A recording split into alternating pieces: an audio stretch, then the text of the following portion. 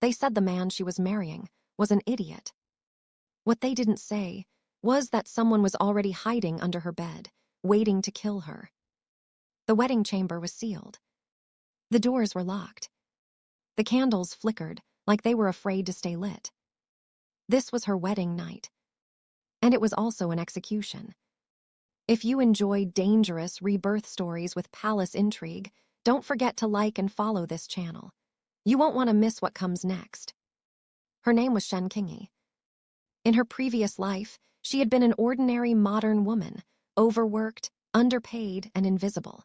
One moment she was struggling to survive in a crowded city. The next, she opened her eyes in a world ruled by bloodlines and cruelty. She had transmigrated into the body of the second daughter of the Shen Lord Manor. A concubine's daughter. Low-born, disposable, easily traded. From the moment she woke up, Qingyi understood one thing clearly. In this palace world, birth decided everything. Her father despised her. Her stepmother hated her. Her legitimate sister treated her like dirt beneath her shoes. They deducted her monthly allowance. They starved her quietly. They waited for her to break. But Qingyi didn't cry. She adapted. Because she had something no one else could see. A system. A cold, emotionless voice that lived in her mind. It helped her locate lost items. Hidden money. Buried secrets. And with it, she survived. If you like smart female leads who use brains instead of tears, tap the like button now. It tells the algorithm you want more stories like this. When her allowance disappeared completely, Qingyi did something scandalous. She set up a stall on the street. A noble lady, reading fortunes, finding lost items, earning silver in public. People mocked her. They called her a fraud. A shameless woman. A disgrace to the Shen family. Until the system exposed a man's hidden silver, 500 taels buried inside his kitchen wall. That day, Qingyi earned more money than her family had ever given her. And that was when her family realized something dangerous. She was no longer controllable. So they sold her. The marriage order came suddenly. Cold and final. She was to marry Duke Qin's heir, a man infamous throughout the capital. Qin Machin. A jinxed fool. A man rumored to bring death to every woman who married him. They said his wives died one after another. They said he was slow-witted and useless. They said marrying him was worse than death. Qingyi didn't argue. She smiled. She asked for one thing. 500 taels of silver as dowry. Her father agreed instantly. To him, she was already dead. If you were in her position, would you take the money and accept fate? Or would you fight back? Comment below. I read every single one. The day she entered the Qin Duke Manor, humiliation awaited her. They scattered beans at her feet to drive away bad luck. They forced her to cross thorns to cleanse misfortune. They raised needles, ready to punish her disobedience. Qingyi endured it all. Because she wasn't planning to stay. Her plan was simple. Survive the wedding night. Take the silver. Run. But the manor had other plans. The bridal chamber was locked from the outside. The windows were sealed shut. There was no escape. And then, the system activated. Target detected. Location confirmed. Under the bed. Someone was hiding there. Her heartbeat thundered in her ears. This wasn't a wedding. It was a trap. If your heart is racing right now, don't forget to like and subscribe. The danger is only beginning. Before she could scream. Movement. Fast, silent, deadly. The man everyone called an idiot moved first. A flash of steel. A muffled cry. Blood spilled onto the floor. The assassin fell. And in that moment, Shen Qingyi realized something terrifying. Qin Machin was not a fool. His eyes were sharp. His movements precise. His strength overwhelming. The man she was meant to marry was hiding something far more dangerous than stupidity. And marrying him hadn't saved her. It had dragged her straight into palace-level intrigue. Shen Qingyi did not sleep that night. Neither did Qin Machin. The blood had already been cleaned. The corpse had already been taken away. The bridal chamber looked peaceful again, as if nothing had happened. But Qingyi knew better. She sat on the edge of the bed, staring at the man beside her. Qin Machin, the so-called jinxed fool. He sat quietly, head lowered, fingers nervously twisting the corner of his sleeve, looking exactly like the useless man the capital loved to mock. If she hadn't seen it with her own eyes, if she hadn't watched him move faster than the assassin could blink, she might have believed the lie too. So, Qingyi said slowly, her voice calm, do idiots usually catch assassins with their bare hands? Qin Machin flinched. He looked up at her with wide, innocent eyes. What is assassin? Qingyi stared at him. Then she laughed. A soft, tired laugh. Right, she said. Of course you wouldn't know. She lay down, turning her back to him. Inside, her thoughts raced. This man was pretending. The question was, why? If you're enjoying the slow burn tension right now, tap like. Trust me, it pays off later. The next morning, the Duke Manor exploded with noise. Servants whispered. Guards moved in groups. The atmosphere was tense and sharp, like a blade pulled halfway from its sheath. Someone had tried to assassinate the Duke's heir. And the palace was involved. Qingyi heard it before anyone told her. An arrow had been found. A palace arrow. Her system confirmed it quietly in her mind. Target item traced. Origin, Royal Palace Armory. Her fingers tightened. This wasn't just family cruelty anymore. This was imperial danger. If the palace wanted Qin Machin dead, then Qin Machin was worth killing. She glanced at him. He was chopping firewood in the courtyard, sleeves rolled up, muscles flexing with each strike. Sweat slid down his neck, catching the light. Too strong. Too controlled. Too dangerous to be a fool. Why are you starring? He asked suddenly, turning around. Qingyi looked away instantly. No reason, she said. Just thinking you're terrible at pretending. He froze. Then he laughed awkwardly, scratching his head. Wife jokes a lot. She didn't respond. That night, another arrow came. This time, Qingyi saw it clearly. A blur of motion. A sharp whistle through the air. Qin Machin moved. He caught the arrow mid-flight. With one hand. The courtyard went silent. Even the wind seemed to stop. Qingyi stared at the arrow in his palm. Her heart sank. This wasn't a suspicion anymore.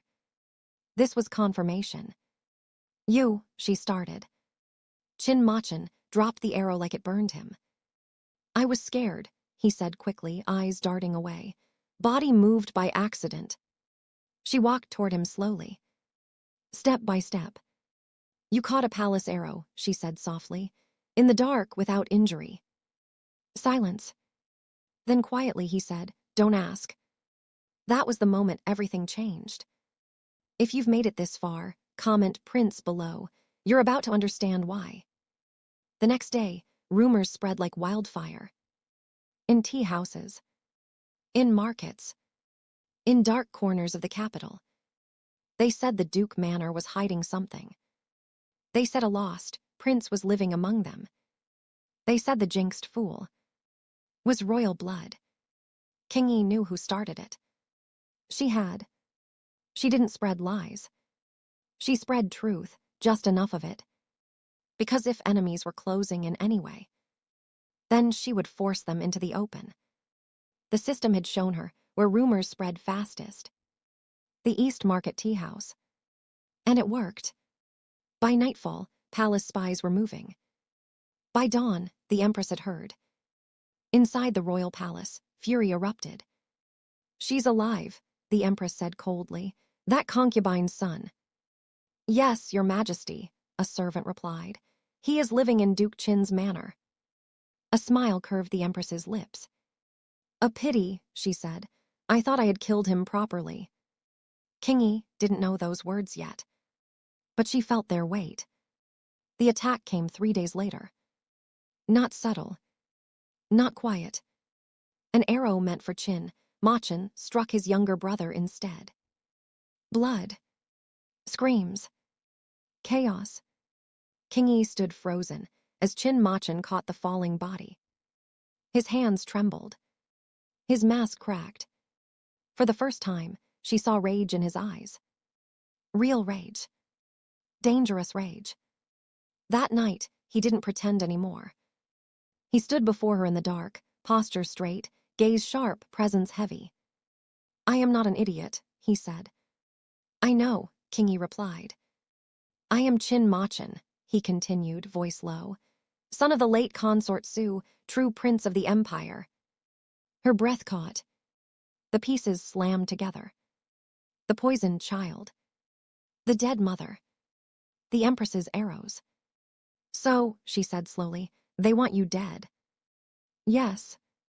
And you've been hiding all this time. Yes. She exhaled. Then she laughed. A sharp, fearless laugh. Congratulations, she said. You married the worst possible woman. He frowned. I won't abandon you, he said. I can send you away, silver protection. No, she cut in. He stiffened. I didn't survive my first life to run from my second, Kingy said. If they're coming for you, they're already watching me. She met his eyes. And besides, I don't abandon people who protect me. Something shifted between them. Trust. Fragile, dangerous, real. If you believe she made the right choice, like this video, the next part will test everything they've built. But danger didn't wait. By morning, the Empress made her move. An imperial decree arrived at the Duke Manor, summoning Qin Machin to the palace. Alive. Or dead. The final game had begun. And Shen Kingy knew one thing for certain. If they stepped into the palace, only one of them might come out alive. And she was done being powerless. The imperial decree arrived at dawn. Gold-edged paper. Crimson seal. A summons that was not a request. Qin Machin stared at it for a long time without speaking. Shen Kingy already knew what it meant. If he went to the palace, he would be walking into a cage. If he refused, rebellion would be written in blood across the Duke Manor. Either way, death was waiting. If you're still listening, tap like now. This is where the real danger begins. The Empress wants to see you, Kingy said calmly. Alive, preferably. Machin let out a quiet breath. She never wanted me alive, he replied. She wants confirmation. Once she's sure I survived, she'll kill me properly this time. Kingy nodded. Then we won't let her be sure. He turned to her sharply. What? She stepped closer, lowering her voice. You've been pretending to be foolish for years, she said. So pretend again. Pretend better than ever before. Machin's brows tightened. The palace isn't the Duke Manor. One mistake. One mistake, Kingy interrupted, is thinking I'll let you walk in there alone. He looked at her, stunned. You're coming. I'm your wife, she said simply. And right now, that's the only shield you have. If you like fearless female leads, comment Queen below. The palace gates loomed like a beast waiting to swallow them. Vermilion walls. Towering guards. Eyes everywhere. The moment Qin Machin stepped down from the carriage, whispers followed. That's him. The jinxed fool. He doesn't look dangerous. What a pity. Kingy kept her head lowered, expression obedient. Inside, her system was screaming. Multiple hostile targets detected. Surveillance confirmed. Threat level, extreme. They were surrounded. Inside the imperial hall, the Empress sat high above them. Regal.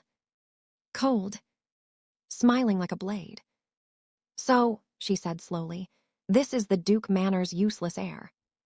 She descended the steps one by one, eyes locked on Chin Machin. Look at you, she murmured, still alive.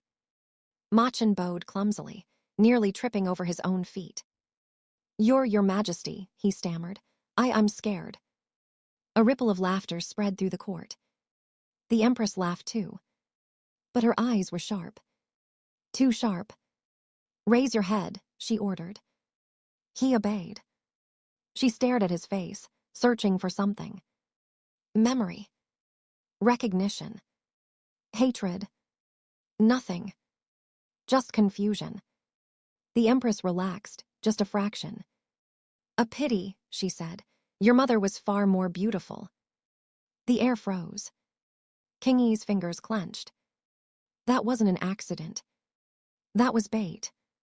Machin blinked. Mother. The Empress watched closely. He tilted his head, puzzled. I don't remember my mother, he said softly. Is she dead? Silence. Then the Empress smiled. Satisfied. Indeed, she said, dead. That was when King Yi stepped forward. Your Majesty, she said gently, my husband has always been slow. Please forgive him if he speaks foolishly. The Empress finally looked at her. And in that instant, danger spiked. The Empress said, the concubine's daughter. King Yi lowered her gaze. This humble one greets your Majesty. The Empress circled her slowly. You're quite brave, she said, spreading rumors you shouldn't. King Yi's heart pounded. So she knew. Yes, King Yi admitted, because rumors travel faster than coffins. The court gasped. Machin stiffened. The Empress stopped walking. Slowly, she laughed. How interesting, she said. A sharp tongue for such a low birth. She leaned closer. Do you know, the Empress whispered, that women who talk too much tend to die early. King Yi met her eyes. Then your Majesty must be very careful, she replied softly. A pause. Then, laughter. Sharp, cold, applauding. Very well, the Empress said. I admire courage. She straightened. Let the fool stay, let him live. Relief swept through the court. Too easily. King Yi felt it immediately. This wasn't mercy. This was postponement. If you've noticed the trap, like this video now. That night, the palace feast began. Music. Wine. Smiles hiding knives. King Yi didn't drink. Machin pretended to. Halfway through the banquet, an arrow flew. Straight toward Chin Machin's chest. The court screamed. Machin moved. Too fast. The arrow shattered in his hand. The hall erupted. Silence followed. Dead silence. Every eye turned to him. The mask was gone. The Empress stood slowly. Her face was calm. But her eyes burned. So, she said quietly, you can fight. King Yi stepped in front of him without thinking. He reacted by instinct, she said. Anyone would. The Empress ignored her. She raised her hand. Guards poured in. Chin Machin, the Empress said, voice echoing. Son of Consort Su, hidden prince of the former emperor. Gasp shook the hall. Machin's fists clenched. So she knew. She had always known. Kill him, the Empress ordered. Steel rang. King Yi moved. System, she whispered. Lock palace exits. Confirmed. Chaos exploded. She grabbed Machin's hand. Run, she said. They ran. Through corridors. Through blood. Through fire. Arrows chased them. Screams echoed. At the final gate, soldiers blocked the way. Machin turned back. Let me hold them, he said. You escape. King Yi shook her head. Not happening. She stepped forward. If we die, she said, we die together. Something fierce flashed in his eyes. Then, reinforcements arrived. Duke Manor guards. Steel met steel. The Empress screamed in fury from the distance. They escaped. Barely. By dawn, the capital was awake. And so was the Empire. The hidden prince had revealed himself. The Empress had failed. And Shen Qingyi understood something clearly now. Running away was no longer an option. This wasn't about survival anymore. This was about overthrowing a monster. The capital did not sleep that night. By morning, every tea house, every alley, every palace wall carried the same whisper. The hidden prince had returned. Qin Machin was alive. And the Empress had failed to kill him. If you're still here, don't forget to like and subscribe. From this point on, every step is blood-soaked. They did not return to the Duke Manor. That place was no longer safe. Instead, Shen Qingyi led Qin Machin through the back streets, past abandoned courtyards and collapsed shrines, until they reached a forgotten residence on the edge of the capital. "This used to belong to my mother," Machin said quietly. Qingyi paused. "No one will look for you where they've already erased you," she replied. Inside the courtyard, Machin finally dropped the act. His back straightened. His eyes sharpened. The foolishness vanished completely. "This is the first time," he said, "that someone chose to stay." Qingyi didn't answer immediately. She was busy listening. Footsteps outside. Spies on the roof. Fear crawling through the dark. "They're already watching," she said. "The Empress won't strike immediately. She'll wait. She wants certainty." Machin clenched his jaw. "She poisoned me as a child," he said. "She destroyed my mind so no one would believe I survived." Qingyi turned to him. "And yet you lived." "Yes," he said, "but hiding kept me alive. Fighting will not." She smiled. "You're wrong," she said softly. "Hiding kept you breathing. Fighting will keep you free. If you believe power should be taken back, not begged for, tap like now." That same night, the system warned her again. Multiple hostile factions detected. Rumor amplification in progress. Opportunity window, limited. Qingyi understood immediately. Rumors were weapons. And she would sharpen them. By the second day, stories began to spread. Not from the palace. From the people. They said the Empress had murdered Consort Su. They said she poisoned a prince. They said she ruled through fear and blood. No proof. Just truth whispered often enough to feel real. The Empress felt it. In the palace, porcelain shattered against marble floors. "Who is spreading this?" she screamed. "Your Majesty," a minister said cautiously. "The people believe it." Belief was dangerous. Belief turned whispers into rebellions. That night, an imperial edict was issued. Qin Machin was declared a traitor. A reward was placed on his head. Alive or dead. The city turned hostile. Qingyi watched bounty notices being pasted onto walls. She exhaled slowly. "They're forcing us to move," she said. Machin nodded. "Then we strike first. If you're enjoying this shift from survival to strategy, comment, strike back." They went to the only place untouched by imperial control. The old military quarter. Broken soldiers. Discarded generals. Men who had lost everything to palace politics. Machin stood before them without disguise. "I am Qin Machin," he said, "son of Consort Su, heir to the throne stolen from me." Murmurs spread. Some knelt. Some laughed. Then Qingyi stepped forward. "She is afraid," Qingyi said loudly, "because she knows the truth, because even poisoned, even hunted, even abandoned, he still stands." Silence. A scarred general stepped forward. "If you fail," he said, "we all die." Qingyi met his gaze.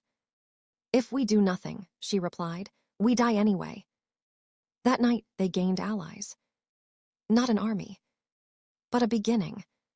If you've ever waited for the underdog to rise, hit subscribe. The payoff is coming. The Empress moved again. An imperial marriage decree. Chin Machin was to marry a noblewoman chosen by the palace. A leash disguised as silk. King Yi laughed when she read it.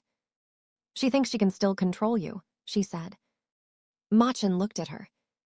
And what do you think? King Yi folded the decree and tossed it into the fire. I think, she said, it's time we stopped reacting. The next day, Chin Machin appeared in public. Not hiding. Not running. Standing openly beside Shen Qingyi. The city erupted. Assassins struck. One after another. They failed. Machin fought openly for the first time. No pretending.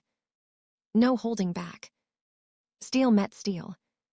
Blood painted the streets. And the people watched. The fool was a lie. The prince was real. That night, King Yi received a final system alert. Critical event approaching. Imperial purge imminent. Survival probability low. She smiled. Good, she said. That means we're close. Machin looked at her. If we lose, he said, you could still escape. She shook her head. I didn't come this far to live quietly, she replied. I came to end this. He reached for her hand. For the first time, not as prince or pawn, but as a man. Then, he said, when I take the throne, will you stay? King Yi squeezed his hand. I didn't help you take it, she said, just to leave. The night before the purge, the capital was silent. Too silent. No vendors shouting. No lanterns swaying. Even the dogs hid. Shen Qingyi stood on the roof, staring at the palace glowing faintly in the distance. The Empress will strike before dawn, she said. She won't wait any longer. Chin Machin stood beside her, fully armored now, no trace of foolishness left in his eyes. She's cornered, he replied. Cornered beasts don't negotiate. King Yi nodded. That's why we won't give her dawn. If you've stayed this long, tap like now, you're witnessing the final act. The plan was simple. Dangerous. Almost suicidal. They would enter the palace from the underground water passage, an old route sealed after consort Su's death. The Empress believed it forgotten. She was wrong. As they descended into the darkness, King Yi's system activated one final time. Palace layout confirmed. Enemy density, high. Primary target, Imperial Hall. She took a breath. This is it, she said. Once we step inside, there's no turning back. Machin looked at her. Are you afraid? She smiled faintly. I was afraid when I had nothing, she said. Now I have something to lose. They emerged inside the palace, just as the drums of mourning were about to sound. Steel flashed. Guards fell. Blood splattered across white stone. Machin moved like a storm. Every strike precise. Every step purposeful. This wasn't revenge. This was reclamation. If you believe destiny should be taken, not granted, comment crown below. They reached the Imperial Hall. The Empress was waiting. Dressed in black and gold, seated calmly upon the throne. You came, she said, smiling, just like your mother. Machin stepped forward. You poisoned me, he said. You killed her. The Empress laughed softly. She was foolish, she said. Just like you were, love makes people weak. King Yi stepped beside him. And fear makes rulers cruel, she said. Your reign ends tonight. The Empress's smile vanished. She raised her hand. Archers appeared. Too many. Machin tightened his grip on his sword. King Yi moved first. Now, she whispered. From the shadows, allies surged forward. Generals long discarded. Soldiers loyal to the old emperor. Men who had waited years for this moment. Chaos erupted. The Empress screamed orders. Too late. Machin advanced through the storm of steel until he stood before her. She drew a hidden dagger. I should have killed you when you were a child, she hissed. He didn't hesitate. One strike. Clean. Final. The Empress fell from the throne she had stolen. Silence followed. Then, kneeling, one by one, the palace bowed. The crown was placed into Qin Machen's hands. But he didn't put it on. He turned to Shen Qingyi. "This throne," he said, "was bought with blood. I won't sit on it alone." She looked at him for a long moment. Then she laughed. "You realize," she said, "this means more work, not less." He smiled. "I know." He placed the crown on his head. The empire had a new ruler. Days later, the capital celebrated. Edicts were rewritten. Cruel laws overturned. The dead were honored. Shen Qingyi stood on the palace balcony, watching the city breathe again. "You could leave now," Machen said quietly. "No one would stop you." She turned to him. "I didn't survive 2 lives to walk away at the end," she said. He reached for her hand. "Then stay," he said. "Not as a shield, not as a tool, but as my equal." She looked at the vast empire before them. Then back at the man she had once planned to escape. "I'll stay," she said, "but on one condition." He raised an eyebrow. "I decide my own fate." He smiled. "Always." If you enjoyed this story, don't forget to like, comment, and subscribe. Let me know what kind of palace story you want next: rebirth, revenge, or forbidden love.